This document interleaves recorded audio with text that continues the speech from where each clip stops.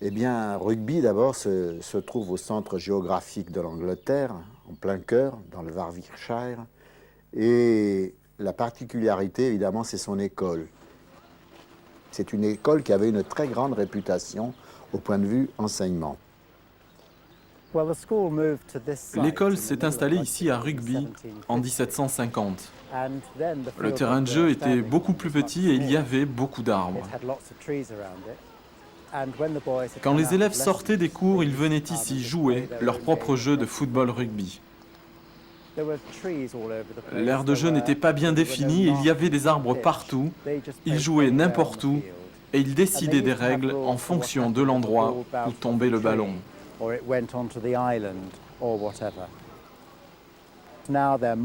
Aujourd'hui, le terrain est bien défini et les matchs durent à peu près 1h30. À l'époque de William Webb Ellis, les matchs pouvaient durer jusqu'à 5 jours parce qu'ils avaient une toute autre conception du jeu. Les élèves se livraient à des jeux que l'on appelait de football parce qu'il n'y avait pas d'autres mots. Et c'était donc le football de rugby.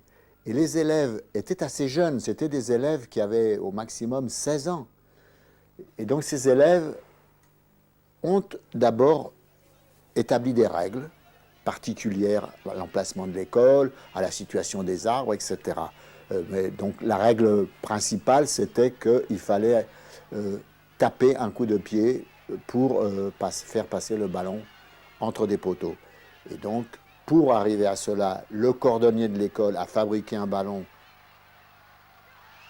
À l'origine, le ballon était fabriqué à l'aide d'une vessie de porc, et on pouvait le gonfler à l'aide d'une pipe en argile ou le remplir de paille. Cependant, Gilbert était un marchand de chaussures en face de l'école, et l'école lui a demandé de recouvrir la vessie de cuir.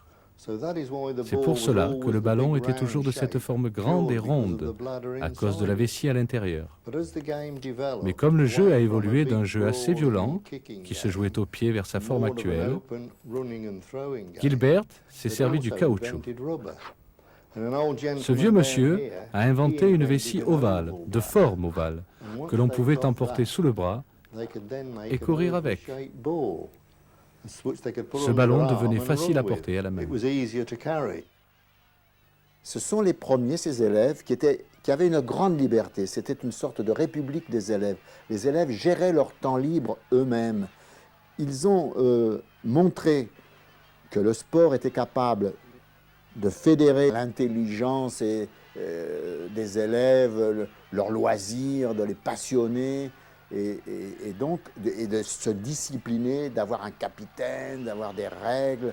Et Thomas Arnold a dit ceci: « Je préfère que mes élèves jouent vigoureusement au football plutôt qu'ils n'emploient leur moment de loisir à boire, se saouler, à se battre dans les tavernes de la ville. Le sport est un antidote à l'immoralité et une cure contre l'indiscipline. » Et ça, c'était tout à fait nouveau.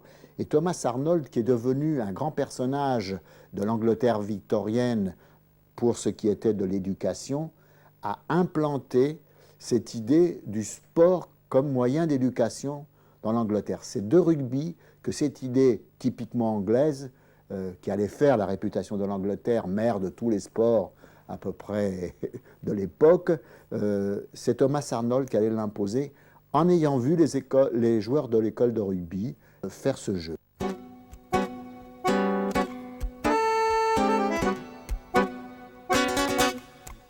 La mêlée était l'essence même du rugby. Il y a peut-être 200 joueurs dans une seule mêlée. 100 d'un côté, 100 de l'autre, qui s'enchevêtrent, qui s'empoignent, qui se bousculent. Il n'y a pas encore la mêlée normalisée. Bon, petit à petit, forcément, lorsqu'il y a eu la nécessité d'avoir des camps de 20 puis de 15 joueurs, il a fallu établir des règles de la mêlée. Ce jeu n'avait pas de règles écrites, elles se transmettaient oralement de génération en génération. La notion d'interdit n'existait pas. Les arbitres ne sont pas apparus tout de suite. Ils ont dû apparaître, si je crois bien m'en souvenir, une dizaine d'années après. Ils étaient là uniquement au départ en cas de désaccord entre les capitaines. C'était donc des arbitres, en ce sens, pas des juges. C'était d'abord une affaire entre les joueurs. C'était dans les années 1860, les élèves jouaient par grand vent, et à l'époque, il n'y avait pas de mi-temps. On jouait le match sans arrêt. Mais le capitaine, qui avait le vent dans le dos, pensait que ce n'était pas juste qu'une seule équipe ait l'avantage du vent, et donc il a arrêté le jeu et a demandé à son vis-à-vis « Voulez-vous changer de côté pour que vous puissiez avoir une chance avec le vent ?» Et donc ils se sont arrêtés, ont changé de côté et ont recommencé la partie. Voilà l'origine de la mi-temps. Le rugby consistait dans une sorte de mêlée âneante et hirsute qui avançait, qui reculait. Alors les trois quarts, c'était les gardiens de but. C'est aussi simple que ça. Au début, à l'école, les poteaux de but étaient semblables aux poteaux de football classiques. Et l'on marquait les buts en tirant des coups de pied sous la barre transversale. Mais en ce temps-là, les règles autorisaient les joueurs à se mettre devant le but. Il y avait beaucoup de gardiens de but et il était devenu très difficile de marquer. Les élèves ont donc décidé de marquer en tirant au-dessus de la barre transversale. C'est pour cela qu'ils ont fait monter les poteaux latéraux bien au-dessus de la transversale pour pouvoir tirer au-dessus de cette barre. Pendant longtemps, les autorités du football ont refusé d'envisager la possibilité qu'un gentleman commette une faute délibérée dans la surface de réparation. Alors, ce n'était pas la peine d'écrire les règles, mais progressivement, on s'est dit, bon, ben, on va pouvoir passer. Mais à une condition, jamais en avant. Et cette façon qui est venue progressivement a constitué l'essence même du jeu, la règle de hors-jeu.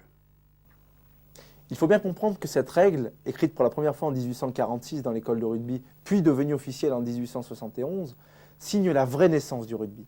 Car à partir de ce moment-là, tous les joueurs d'une même équipe doivent se tenir derrière une ligne imaginaire passant par le ballon. Les adversaires sont donc face à face et il devient impossible et interdit de passer la balle en avant. Cette règle, et les autres qui apparaîtront un petit peu plus tard, ne sont là que pour préserver l'essence, l'esprit du rugby et la santé de ses adeptes. Le rugby est plus une affaire entre joueurs, une affaire d'éthique qu'une affaire de règles, à tel point que les arbitres apparaîtront bien plus tard, vers 1870.